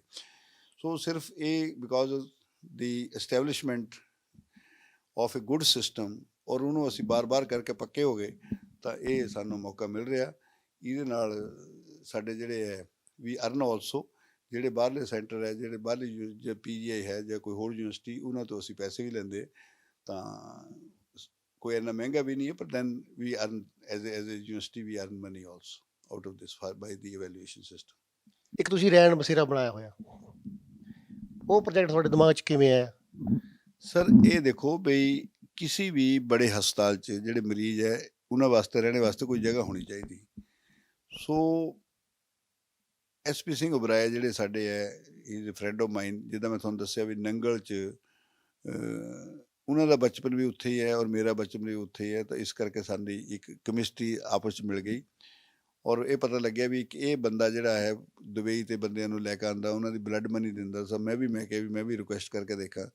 ਸੋ ਹੀ ਐਕਸੈਪਟਡ, ਜਿਹੜੀ ਵੀ ਮੈਂ ਉਹਨਾਂ ਨੂੰ ਗੱਲ ਕਹਿੰਦਾ ਉਹ ਇਮੀਡੀਏਟਲੀ ਹਾਂ ਕਰ ਦਿੰਦੇ। ਸੋ ਉਹਦੇ 'ਚ ਅਸੀਂ ਕਿਹਾ ਸੀ ਵੀ ਸਾਨੂੰ ਇੱਕ ਐਸੀ ਸਰਾਂ ਜਿਹੀ ਬਣਾ ਦਿਓ ਜਿਹਦੇ 'ਚ ਕੈਂਸਰ ਦੇ ਪੇਸ਼ੈਂਟ ਰਹਿ ਸਕਣ, ਕਿਉਂਕਿ ਕੈਂਸਰ ਦੇ ਇਲਾਜ ਵਾਸਤੇ ਕਾਫੀ ਦੇਰ ਰਹਿਣਾ ਪੈਂਦਾ। ਸੋ ਉਹਨਾਂ ਨੇ 90 ਬੈੱਡ ਦੀ ਇੱਕ ਰੈਣ ਬਸੇਰਾ ਸਾਡੇ ਬਣਾ ਦਿੱਤਾ, ਔਰ ਉਹਦੇ 'ਚ ਹੁਣ ਜਿਹੜੇ ਕੈਂਸਰ ਦੇ ਪੇਸ਼ੈਂਟ ਰਹਿੰਦੇ, ਜੇ ਉਹ ਖਾਲੀ ਹੋਵੇ ਤਾਂ ਅਸੀਂ ਦੂਜੇ ਪੇਸ਼ੈਂਟ ਦੇ ਰਿਸ਼ਤੇਦਾਰ ਨੂੰ ਵੀ ਰੱਖ ਸਕਦੇ ਉੱਥੇ। So it is a great contribution I think. ਜੇ ਬੜੇ ਸ਼ਹਿਰਾਂ 'ਚ ਤਾਂ ਕਈ ਫਿਲਨਥ੍ਰੋਪਿਸਟ ਆ ਸਕਦੇ, ਰੋਟਰੀ ਵਾਲੇ ਆ ਸਕਦੇ ਜਾਂ ਕੋਈ ਆ ਸਕਦੇ, ਇਹ ਤਾਂ ਇੱਕ ਸਿੰਗਲ ਬੰਦੇ ਨੇ ਸਰਬਤ ਦੇ ਭਲੇ ਨੇ ਇਹ ਉਪਰਾਲਾ ਕੀਤਾ, ਔਰ ਮੈਂ ਕਹਿੰਦਾ it is a good thing. ਔਰ ਉਹਦੇ ਵਿੱਚ ਉਹਨਾਂ ਨੇ ਲੈਬ ਵੀ ਇੱਕ ਬਣਾਤੀ ਜਿਹਦੇ 'ਚ ਟੈਸਟ ਵੀ ਜਿਹੜੇ ਆ ਸਸਤੇ ਹੁੰਦੇ, ਕਿਉਂਕਿ ਜੇ ਤੁਸੀਂ ਦੇਖੋ ਤਾਂ ਇਹ ਸਾਡੇ ਮੈਡੀਕਲ ਕਾਲਜ ਦੇ ਬਾਹਰਲੇ ਪਾਸੇ ਹੈ, ਕਈ ਦੁਕਾਨਾਂ ਜਿਹਦੇ 'ਚ ਪੇਸ਼ੈਂਟ ਨੂੰ ਐਕਸਪਲੋਇਟ ਕਰਦੇ ਔਰ ਜ਼ਿਆਦਾ ਪੈਸੇ ਲੱਗਦੇ। ਸੋ ਰਹਿਣ ਬਸਾਰੇ 'ਚ ਇਹ ਵੀ ਹੋ ਰਿਹਾ ਹੈ। ਜਿਹੜੀ ਵੀ ਚੀਜ਼ ਮੈਂ ਮੰਗਾ, ਉਹ ਜਿੱਦਾਂ ਡਾਇਲਸਿਸ ਦੀ ਮਸ਼ੀਨ ਮੰਗੀ ਹੈ, ਡਾਇਲਸਿਸ ਦੀ ਮਸ਼ੀਨ ਦੇਤੀ, ਡਾਇਲਸਿਸ ਦੇ ਕੰਜ਼ਿਊਮੇਬਲ ਚਾਹੀਦੇ ਉਹ ਵੀ ਦੇ ਦਿੰਦੇ। Anything if I ask him, not only for Baba Farid university of health sciences. ਮੈਂ ਸੁਲਤਾਨਪੁਰ ਲੋਧੀ ਗਿਆ, ਉੱਥੇ ਦੇਖਣ ਗਿਆ, ਤਾਂ then I was looking at the gurdwara. ਉਹਨਾਂ ਨੇ ਕਿਹਾ ਜੀ ਵੀ ਸਾਡੇ ਇੱਥੇ ਡਾਇਲਸਿਸ ਦੀ ਮਸ਼ੀਨ ਹੋਣੀ। ਮੈਂ ਕਿਹਾ ਜੀ ਮੈਂ ਹਾਲੇ ਤਾਂ ਪੁੱਛਿਆ ਨਹੀਂ, ਪਰ ਮੈਂ ਤੁਹਾਨੂੰ ਇਹ ਵਾਅਦਾ ਕਰਦਾ ਵੀ ਤੁਹਾਡੇ ਵੀ ਇੱਥੇ ਡਾਇਲਸਿਸ ਦੀ ਮਸ਼ੀਨ ਅਸੀਂ ਉਬਰਾਏ ਸਾਹਿਬ ਨੂੰ ਰਿਕੁਐਸਟ ਕਰਕੇ ਉਹ ਲਾ ਦੇਣੀ। ਉਹਨਾਂ ਨੇ ਹਾਂ ਕਰ ਦਿੱਤੀ ਔਰ ਲੱਗ ਜਾਏਗੀ। ਅਸੀਂ ਕਿਸੇ ਦਿਨ ਦੋਨੋਂ ਜਣੇ ਜਾ ਕੇ ਉਹਨੂੰ ਇਨੋਗਰੇਟ ਕਰਾਂਗੇ ਜੀ। ਬਹੁਤ ਸਾਰੀਆਂ ਪ੍ਰਾਪਤੀਆਂ ਤੁਸੀਂ ਬਾਬਾ ਫਰੀਦ ਯੂਨੀਵਰਸਿਟੀ ਦੀਆਂ ਗਣਾਈਆਂ ਹੈਗੀਆਂ। ਤੁਹਾਡਾ 3rd ਟੈਨਿਓਰ ਚੱਲ ਰਿਹਾ ਇਸ ਵੇਲੇ, ਮੀਨਸ ਤੁਸੀਂ 9 ਸਾਲ ਤੱਕ ਇੱਥੇ ਹੈਗੇ ਹੋ। ਕੋਈ ਐਸਾ ਕੰਮ ਜਿਹੜਾ ਤੁਸੀਂ ਸੋਚ ਰਹੇ ਹੋ ਕਿ ਬਾਬਾ ਫਰੀਦ ਯੂਨੀਵਰਸਿਟੀ 'ਚ ਮੈਂ ਸ਼ੁਰੂ ਕਰਵਾਵਾਂ, ਜਾਂ ਤੁਹਾਡੇ ਧਿਆਨ ਹਿੱਤ 'ਚ ਹੋਵੇ ਵੀ ਮੈਂ ਇਹ ਕੰਮ ਅਸੀਂ ਇੱਥੇ ਸ਼ੁਰੂ ਕਰਵਾ ਦਈਏ? ਸਰ ਇਸ ਲਈ ਜੇ ਤੁਸੀਂ ਦੇਖੋ ਵੀ ਅਸੀਂ ਫਿਰ ਮੈਂ ਕਹਿੰਦਾ ਵੀ ਅਸੀਂ ਐਸੇ ਏਰੀਏ 'ਚ ਜਿੱਥੇ ਕਿ ਬਹੁਤੇ ਡਾਕਟਰ ਨਹੀਂ ਆਉਣਾ ਚਾਹੁੰਦੇ, ਬੜੇ ਬੜੇ ਸਪੈਸ਼ਲਿਸਟ, ਕਿਉਂਕਿ ਸ਼ਹਿਰ ਇੰਨਾ ਛੋਟਾ ਜਿਹਾ ਸ਼ਹਿਰ ਹੈ ਔਰ ਜਿਹੜੀਆਂ ਸਪਾਊਸਿਸ ਹੈ ਜਾਂ ਬੱਚਿਆਂ ਦੀ ਪੜ੍ਹਾਈ ਵਾਸਤੇ ਵੀ ਇੰਨਾ ਕੁਝ ਵਾਤਾਵਰਨ ਨਹੀਂ ਹੈ। ਪਰ ਅਸੀਂ ਇੱਕ ਮਦਰ ਐਂਡ ਚਾਈਲਡ ਹਸਪੀਟਲ ਜਿਹੜਾ ਉਹ ਬਣਾ ਰਹੇ, ਮਦਰ ਕੰਪੋਨੈਂਟ ਸਾਡਾ ਪੂਰਾ ਹੋ ਗਿਆ, ਚਾਈਲਡ ਦਾ ਕੰਪੋਨੈਂਟ ਦੀ ਸਟਰਕਚਰ ਬਣ ਗਿਆ। ਉਹਦੇ 'ਚ ਇਹ 100 ਬੈੱਡ ਦੇ 2 ਮਦਰ ਐਂਡ ਚਾਈਲਡ ਸੈਂਟਰ ਜਿਹੜਾ 200 ਬੈੱਡ ਦਾ ਸੈਂਟਰ ਬਣ ਰਿਹਾ ਹੈ ਸਰ। ਇਹ ਮੇਰੇ ਟੈਨਰ 'ਚ ਪੂਰਾ ਹੋ ਜਾਣਾ। ਇਨ ਐਡੀਸ਼ਨ ਟੂ ਦਿਸ ਇੱਕ ਸੁਪਰ ਸਪੈਸ਼ਲਿਟੀ ਬਲਾਕ ਜਿਹਦੇ 'ਚ 8 ਮੰਜ਼ਿਲਾਂ ਦਾ ਹੈ, ਉਹਦੇ 'ਚ ਅਸੀਂ 5 ਆਪਰੇਸ਼ਨ ਥੀਏਟਰ ਜਿਹੜੇ ਕਿ ਮਾਡੂਲਰ ਆਪਰੇਸ਼ਨ ਥੀਏਟਰ ਹੈ ਉਹ ਬਣ ਗਏ ਹੈ। ਪਲਾਸਟਿਕ ਸਰਜਰੀ ਦੀ ਡਿਪਾਰਟਮੈਂਟ ਸ਼ੁਰੂ ਹੋ ਗਈ। ਇੱਦਾਂ ਹੀ ਮੈਂ ਚਾਹੁੰਦਾ ਵੀ ਹੋਰ ਵੀ ਜਿਹੜੀਆਂ ਸੁਪਰ ਸਪੈਸ਼ਲਾਈਜੇਸ਼ਨ ਹੈ ਉਹ ਸ਼ੁਰੂ ਹੋ ਜਾਣ, ਬਿਕੋਜ਼ ਅੱਜ ਦੇ ਦਿਨ 'ਚ ਜੇ ਕਿਸੇ ਨੂੰ ਬਲੱਡ ਪ੍ਰੈਸ਼ਰ ਹੈ ਉਹ ਚਾਹੂਗਾ ਵੀ ਮੈਂ ਫਿਜ਼ੀਸ਼ੀਅਨ ਨੂੰ ਨਾ ਦਿਖਾਵਾਂ, ਮੈਂ ਕਾਰਡੀਓਲੋਜਿਸਟ ਨੂੰ ਦਿਖਾਵਾਂ। ਔਰ ਜੇ ਕੋਈ ਕਿਡਨੀ ਦੀ ਬਿਮਾਰੀ ਤਾਂ ਨੈਫਰੋਲੋਜਿਸਟ ਨੂੰ ਦਿਖਾਉਣਾ ਚਾਹੂਗਾ, ਜੇ ਕੋਈ ਪਿਸ਼ਾਬ ਦੀ ਬਿਮਾਰੀ ਯੂਰੋਲੋਜਿਸਟ ਨੂੰ ਦਿਖਾਉਣਾ ਚਾਹੂਗਾ। ਸੋ ਆਈ ਵਿਸ਼ ਬਈ ਅਸੀਂ ਇਹ ਸੁਪਰ ਸਪੈਸ਼ਲਿਟੀ ਸੈਂਟਰ ਜਿਹੜੇ 2 ਸਟਰਕਚਰ ਬਣਾਤੇ ਅਸੀਂ ਉਹ ਸ਼ੁਰੂ ਹੋ ਜਾਣ। ਸਰ ਸਾਡਾ ਜਿਹੜਾ ਮੈਡੀਕਲ ਕਾਲਜ ਥਾ ਇਹ ਇੱਕ ਬੜੀ ਪੁਰਾਣੀ ਜਿਹੀ ਸ਼ੈੱਡ 'ਚ ਬਣਿਆ ਥਾ, ਪਰ ਮੇਰੇ ਪ੍ਰੈਡੀਸੈਸਰ ਨੇ ਇੱਕ ਨਵੀਂ ਬਿਲਡਿੰਗ ਬਣਾਤੀ ਮੈਡੀਕਲ ਕਾਲਜ ਦੀ। ਪਰ ਉਹ ਜਿਹੜੇ ਸ਼ੈੱਡ 'ਚ ਅਸੀਂ ਹੁਣ ਫਾਰਮੇਸੀ ਦਾ ਕਾਲਜ ਚਲਾ ਰਹੇ ਹਾਂ। ਉਹ ਲੱਗਦਾ ਨਹੀਂ ਵੀ ਕਾਲਜ ਹੈ, ਪਰ ਉਹਦੇ ਵਾਸਤੇ ਵੀ ਮੈਂ ਸਰ ਉਹ ਇੱਕ 6 ਮੰਜ਼ਿਲ ਦੀ ਬਿਲਡਿੰਗ ਜਿਹੜੀ ਹੈ ਉਹਦੇ ਡਿਜ਼ਾਈਨ ਹੋ ਚੁੱਕੇ, ਟੈਂਡਰ ਹੋ ਚੁੱਕੇ। ਉਹ ਵੀ ਮੈਨੂੰ ਲੱਗਦਾ ਵੀ ਅਸੀਂ ਉਹਦਾ ਸਟਰਕਚਰ ਤਾਂ ਮੈਂ 2 ਸਾਲ ਦੇ ਅੰਦਰ ਅੰਦਰ ਬਣਾ ਹੀ ਦੂੰਗਾ ਜੇ ਮੈਂ ਪੂਰਾ ਉਹਨੂੰ ਕੰਪਲੀਟ ਨਾ ਕਰ ਸਕਿਆ। ਇਨ ਐਡੀਸ਼ਨ ਟੂ ਦਿਸ ਬਈ ਇੱਕ ਮੇਰੇ ਮਨ 'ਚ ਹੋਰ ਧਾਰਨਾ ਸੀ ਬਈ ਜਿੱਦਾਂ PGI 'ਚ ਇੱਕ ਕੰਟੀਨ ਹੈ, ਕੈਫੇਟੇਰੀਆ ਹੈ, ਉੱਦਾਂ ਦਾ ਇੱਕ ਕੈਫੇਟੇਰੀਆ ਇੱਥੇ ਬਣਾਇਆ। ਉਹਦੇ ਵੀ ਸਾਡੇ ਡਿਜ਼ਾਈਨ ਤਿਆਰ ਹੋ ਗਏ ਔਰ ਉਹਦਾ ਟੈਂਡਰ ਲੱਗ ਗਿਆ ਸੀ। ਉਹ ਵੀ ਜਿਹੜਾ ਕੈਫੇਟੇਰੀਆ ਬੱਚਿਆਂ ਵਾਸਤੇ ਹੈ ਜਾਂ ਪੇਸ਼ੈਂਟਸ ਵਾਸਤੇ ਹੈ ਉਹ ਬਣ ਜਾਏਗਾ ਸਰ। ਸੋ ਜਿਹੜੇ 2 ਸਟਰਕਚਰ ਜਿਹੜੇ ਬੜੇ ਹੋਣੇ ਉਹ ਫਾਰਮੇਸੀ ਕਾਲਜ ਹੈ ਔਰ ਇੱਕ ਕੈਫੇਟੇਰੀਆ ਜਿਹੜਾ ਹੈ ਇਹ ਬਣਨਾ ਹੈ। ਸੁਪਰ ਸਪੈਸ਼ਲਿਟੀ ਦੇ ਜਿਹੜੇ ਸੈਂਟਰ ਹੈ ਇਹ it is already in progress, ਇਹ 2 ਸ਼ੁਰੂ ਹੋਣੇ ਹੈ। ਔਰ ਜਿਹੜਾ ਮਦਰ ਐਂਡ ਚਾਈਲਡ ਬਲਾਕ ਹੈ ਇਹ ਇਟ ਇਜ਼ ਆਲਸੋ ਔਨਗੋਇੰਗ ਪ੍ਰੋਸੈਸ। ਸੋ ਇਹ 3-4 ਪ੍ਰੋਜੈਕਟ ਜਿਹੜੇ ਹੈ ਸਾਡੇ ਬਣ ਜਾਣੇ। ਇੱਕ ਬਾਬੂ ਜਗਜੀਵਨ ਰਾਮ ਦੀ ਸਕੀਮ ਹੈ ਜਿਹਦੇ 'ਚ SC ਬੱਚਿਆਂ ਵਾਸਤੇ ਹੋਸਟਲ ਸਰ, ਉਹ ਅਸੀਂ ਗੌਰਮੈਂਟ ਆਫ ਇੰਡੀਆ ਨੇ ਪੈਸੇ ਦਿੱਤੇ ਸੀ ਸਾਨੂੰ। ਅਸੀਂ 3 ਹੋਸਟਲ ਤਿਆਰ ਕਰ ਦਿੱਤੇ, 2 ਇੱਥੇ ਫਰੀਦਕੋਟ 'ਚ ਹੈ, ਇੱਕ ਗੋਬਿੰਦਵਾਲ 'ਚ ਹੈ। ਇੱਕ ਦਾ ਅਸੀਂ ਇਨੋਗ੍ਰੇਸ਼ਨ ਕਰਤੀ, ਇੱਕ ਦਾ ਅਸੀਂ 29 ਤਰੀਕ ਨੂੰ ਇਨੋਗ੍ਰੇਸ਼ਨ ਗੋਬਿੰਦਵਾਲ ਵਾਲੇ ਦੀ ਕਰਾਂਗੇ। ਜਿਹੜਾ ਬਾਕੀ ਇੱਕ ਹੋਸਟਲ ਹੈ ਉਹਦੇ 'ਚ ਵੀ ਉਹਦੀ ਇਨੋਗ੍ਰੇਸ਼ਨ ਹੋਵੇਗੀ। ਇੱਕ ਗੌਰਮੈਂਟ ਆਫ ਇੰਡੀਆ ਨੇ ਸਾਨੂੰ ਸਕਿੱਲ ਸੈਂਟਰ ਵਾਸਤੇ ਪੈਸੇ ਦਿੱਤੇ, ਉਹ ਸਟਰਕਚਰ ਬਣ ਗਿਆ। ਉਹਦਾ ਜਿਹੜਾ ਇਕਵਿਪਮੈਂਟ ਹੈ ਅਸੀਂ ਪ੍ਰੋਕਿਓਰ ਕਰਕੇ ਸਕਿੱਲ ਸੈਂਟਰ ਵੀ ਬਣਾ ਦੇਂਗੇ। ਡਾਕਟਰ ਸਾਹਿਬ ਬਹੁਤੇ ਕਾਲਜਾਂ ਦੇ ਵਿੱਚ ਜਿਹੜੇ ਸਟੂਡੈਂਟ ਘਟਦੇ ਜਾ ਰਹੇ ਜੀ, ਇਹਦਾ ਕੀ ਕਾਰਨ ਮੰਨਦੇ ਜੀ ਤੁਸੀਂ? ਸਰ ਤੁਸੀਂ ਨਰਸਿੰਗ ਕਾਲਜ ਦੀ ਗੱਲ ਕੀਤੀ, ਨਰਸਿੰਗ ਕਾਲਜ ਸਰ 109 ਕਾਲਜ ਹੈ ਸਾਡੇ ਕੋਲ। ਸਰ ਇਹਦਾ ਮੈਂ ਬੜੇ ਜ਼ਹਿਨ 'ਚ ਮੇਰੇ ਗੱਲ ਇਹ, ਕਿਉਂਕਿ ਜਿਸਲੇ ਸਾਡਾ ਮਸ਼ਰੂਮਿੰਗ ਹੋ ਗਈ ਇੱਕਦਮ, ਨਰਸਿੰਗ ਕਾਲਜ ਕਾਫੀ ਹੋ ਗਏ ਕਿਉਂਕਿ ਸਰਾਊਂਡਿੰਗ ਸਟੇਟ 'ਚ नर्सिंग कॉलेज थे नहीं। जम्मू कश्मीर च नहीं थे और हिमाचल च नहीं थे, हरियाणे च थोड़े थे, तो पंजाब च असी काफ़ी कॉलेज बना लए और बच्चे भी बाहरों आते थे। हुण हिमाचल च भी काफ़ी बन गए, JNK च भी हो गए, हरियाणे च भी कॉलेज हो गए, तो इस करके बच्चे बाहरों आने घट गए। सो दूजा ये है बई जिहड़े नर्सिंग के बच्चे है सोचते ये है भी असी सारे के सारे जाके कनेडा च सैट हो जाइए, पर ਜਿਹੜਾ ਉਹ RN ਦਾ ਐਗਜ਼ਾਮੀਨੇਸ਼ਨ ਹੈ, ਅਮਰੀਕਾ ਦਾ RN ਦਾ ਐਗਜ਼ਾਮੀਨੇਸ਼ਨ ਉਹ ਸੌਖਾ ਨਹੀਂ ਐਗਜ਼ਾਮ, ਉਹ it is quite a tough examination. So ਸਾਡੀਆਂ ਜਿਹੜੀਆਂ ਬੱਚੀਆਂ ਉਹ BSc ਕਰਕੇ they are not able to get the jobs, ਜਿਹੜੀਆਂ ਕਿ ਜਿੰਨੀ ਸੈਲਰੀ ਉਨੀਆਂ ਜੋਬਸ ਸਾਡੇ ਕੋਲ ਨਹੀਂ ਹੈ। ਤਾਂ ਪਹਿਲਾਂ ਜਿੰਨੀਆਂ ਬੱਚੇ ਪ੍ਰੋਡਿਊਸ ਹੋਏ ਉਹ ਉਹਨਾਂ ਦੀ ਉਨੀ ਪਲੇਸਮੈਂਟ ਨਹੀਂ ਹੋਈ, ਤਾਂ ਇਸ ਕਰਕੇ ਵੀ ਬੱਚਿਆਂ ਦਾ ਜਿਹੜਾ ਇੰਟਰਸਟ ਘਟ ਗਿਆ ਇਹਦੇ ਪਾਸਿਓਂ। ਔਰ ਬੰਦਿਆਂ ਨੂੰ ਹੁਣ ਇਸ ਲਈ ਤਾਂ ਇਹ ਹੈ ਵੀ ਉਹ IELTS ਦਾ ਐਗਜ਼ਾਮ ਕਰੋ ਤਾਂ ਕੁਛ ਜਾ ਕੇ ਕੋਈ ਵੀ ਕੰਮ ਲੈ ਲਓ। ਸੋ ਉਹਨਾਂ ਦਾ ਝੁਕਾਅ ਬੱਚਿਆਂ ਦਾ ਕਿਸੇ ਹੋਰ ਪਾਸੇ ਨੂੰ ਹੈ, ਜਾਣੇ ਵਾਸਤੇ ਬਾਹਰ ਜਾਣੇ ਵਾਸਤੇ ਤਿਆਰ ਹੈ। ਮੇਰੇ ਖਿਆਲ ਆਪਣੇ ਦੇਸ਼ 'ਚ ਸਟਰਗਲ ਕਰਨੇ ਵਾਸਤੇ ਨਹੀਂ ਤਿਆਰ ਹੈ। ਉਹ ਵੀ ਉਹਨਾਂ ਦਾ ਵੀ ਠੀਕ ਹੈ ਵੀ ਕਿਉਂਕਿ ਸਾਡੇ ਮਿਹਨਤ ਵੀ ਕਰੀਏ ਤਾਂ ਕਈ ਵਾਰੀ ਪੈਸੇ ਘੱਟ ਹੀ ਮਿਲਦੇ। ਇਹੀ ਹਾਲਤ ਸਾਡੇ ਡੈਂਟਲ ਸਰਜਨ ਦੀ, ਡੈਂਟਲ ਸਰਜਨ ਵੀ ਸਾਡੇ ਮੇਰੇ ਕੋਲ 14 ਕਾਲਜ ਹੈ, ਪਰ ਜੇ ਬੰਦਾ BDS ਕਰਕੇ ਨਿਕਲੇ ਤਾਂ ਉਹਨੂੰ 5-7 ਹਜ਼ਾਰ ਰੁਪਏ ਦੀ ਨੌਕਰੀ ਮਿਲਦੀ, ਔਰ ਮਿਲਦੀ ਨਹੀਂ। ਜੇ ਤੁਸੀਂ ਬਾਹਰ ਤੁਸੀਂ BDS ਕਰੋ ਕੀਤੀ ਹੋਵੇ, ਜਿਹਨੂੰ ਅਸੀਂ DDS ਕਹਿੰਦੇ, I think he earns so much money. So because 4 ਸਾਲ ਲਾ ਕੇ ਜਾਂ 6 ਸਾਲ ਲਾ ਕੇ ਆਪਣੀ ਮਿਹਨਤ ਕਰਨੇ ਤੋਂ ਬਾਅਦ ਜੇ ਪੈਸੇ ਨਾ ਮਿਲਣ ਜਾਂ ਪਲੇਸਮੈਂਟ ਨਾ ਹੋਵੇ ਤਾਂ ਕੋਈ ਵੀ ਬੰਦਾ ਡਿਪਰੈਸ ਹੋ ਕੇ ਉਹ ਸਟਾਰਟ ਥਿੰਕਿੰਗ ਸਮਥਿੰਗ ਐਲਸ। ਅੰਤ ਵਿੱਚ ਤੁਸੀਂ ਪੰਜਾਬ ਦੇ ਡਾਕਟਰਾਂ ਨੂੰ ਜਾਂ ਪੰਜਾਬ ਦੇ ਜਿਹੜੇ ਮੈਡੀਕਲ ਸਟੂਡੈਂਟਸ ਨੇ ਉਹਨਾਂ ਨੂੰ ਕੀ ਸੁਝਾਅ ਦੇਣਾ ਚਾਹੋਗੇ? ਮੈਂ ਇਹ ਸਮਝਦਾ ਕਿ ਮੈਡੀਕਲ ਪ੍ਰੋਫੈਸ਼ਨ ਜਿਹੜਾ ਨਾ ਇੱਕ ਲੰਬਾ ਪ੍ਰੋਫੈਸ਼ਨ ਹੈ। ਇਹ ਨਹੀਂ ਹੈ ਵੀ ਤੁਸੀਂ ਇੱਕ ਐਗਜ਼ਾਮ ਪਾਸ ਕੀਤਾ ਉਹ ਤੋਂ ਬਾਅਦ ਹੈ। ਸੋ ਹਰੇਕ ਮੈਡੀਕਲ ਸਟੂਡੈਂਟ ਨੂੰ, ਹਰੇਕ ਡਾਕਟਰ ਨੂੰ ਇਹ ਚਾਹੀਦਾ ਵੀ ਸਾਰੀ ਉਮਰ ਉਹਨਾਂ ਨੂੰ ਮਿਹਨਤ ਕਰਨ ਦੀ ਆਦਤ ਹੋਣੀ ਚਾਹੀਦੀ। ਜੋ ਮਿਹਨਤ ਕਰਨਗੇ ਤਾਂ ਹੀ ਉਹ ਕਾਮਯਾਬ ਹੋ ਸਕਦੇ। ਔਰ in addition to this society 'ਚ ਮੇਰੇ ਖਿਆਲ ਉਹਨਾਂ ਨੂੰ ਐਥੀਕਲ ਪ੍ਰੈਕਟਿਸ ਕਰਨੀ ਚਾਹੀਦੀ, ਅਨਐਥੀਕਲ ਨਹੀਂ ਕਰਨਾ ਚਾਹੀਦਾ। ਇਸੀ ਕਰਕੇ ਇਹ ਹੈ ਵੀ ਜੇ ਅਨਐਥੀਕਲ ਅਸੀਂ ਕੰਮ ਕੀਤੇ ਉਹਦੇ ਕਰਕੇ ਜਿਹੜੀ ਮੈਡੀਕਲ ਪ੍ਰੋਫੈਸ਼ਨ ਦੀ ਰੈਪੂਟੇਸ਼ਨ ਘਟੀ ਹੈ, ਤਾਂ ਸਾਨੂੰ ਫਿਰ ਚਾਹੀਦਾ ਵੀ ਅਸੀਂ ਉਹਦਾ ਜਿਹੜਾ ਐਥੀਕਲ ਕੰਮ ਕਰਕੇ ਜਿਹੜਾ ਸਾਡਾ ਰੁਤਬਾ ਥਾ ਡਾਕਟਰਾਂ ਦਾ, ਰੱਬ ਤੇ ਅਗਲਾ ਨੰਬਰ 2 ਸੋਚਦੇ ਥੇ, ਉਹ ਬਣਨਾ ਚਾਹੀਦਾ।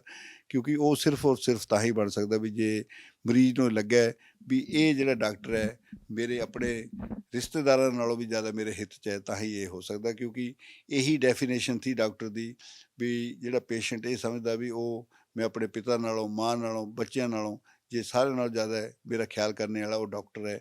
ਇਹ ਕਨਫੀਡੈਂਸ ਸਾਨੂੰ ਸੋਸਾਇਟੀ 'ਚ ਲੈ ਕੇ ਆਉਣਾ ਪੈਣਾ, ਉਹਦੇ ਵਾਸਤੇ ਮਿਹਨਤ ਕਰਨੀ ਚਾਹੀਦੀ। ਡਾਕਟਰ ਸਾਹਿਬ R19 ਤੁਸੀਂ ਸਮਾਂ ਦਿੱਤਾ, ਬਹੁਤ ਬਹੁਤ ਧੰਨਵਾਦ ਜੀ। ਸਰ ਮੈਨੂੰ ਬੜਾ ਇਹ ਖੁਸ਼ੀ ਅੱਜ ਵੀ ਇੱਕ ਚੈਨਲ ਜਿਹੜੀ ਵਿਦੇਸ਼ 'ਚ ਚੱਲ ਰਹੀ ਹੈ ਉਹਦੇ 'ਚ ਤੁਸੀਂ ਮੈਨੂੰ ਮੌਕਾ ਦਿੱਤਾ, ਔਰ ਮੇਰੇ ਉਹ ਦੇਸ਼ ਵਾਸੀ ਜਿਹੜੇ ਬਾਹਰਲੇ ਮੁਲਕਾਂ 'ਚ ਰਹਿੰਦੇ ਉਹਨਾਂ ਨਾਲ ਮੈਂ ਰੂਬਰੂ ਹੋਇਆ, ਔਰ it is only because of R19। ਸੋ ਇਹ ਸਨ ਡਾਕਟਰ ਰਾਜ ਬਹਾਦਰ ਜੀ, ਜਿਹਨਾਂ ਦੀ ਕਾਰਜਸ਼ੈਲੀ ਤੋਂ, ਇਹਨਾਂ ਦੇ ਕੰਮ ਤੋਂ ਇਹ ਲੱਗਦਾ ਹੈ ਕਿ ਜੇ ਤੁਸੀਂ ਇਮਾਨਦਾਰੀ ਨਾਲ ਆਪਣਾ ਕੰਮ ਕਰੋ ਤਾਂ ਤੁਸੀਂ ਕਿਤੇ ਵੀ ਕਾਮਯਾਬ ਹੋ ਸਕਦੇ ਹੋ। R19 ਨਿਊਜ਼ ਲਈ ਸ਼ਰਨਜੀਤ ਬੈਂਸ, ਫਰੀਦਕੋਟ।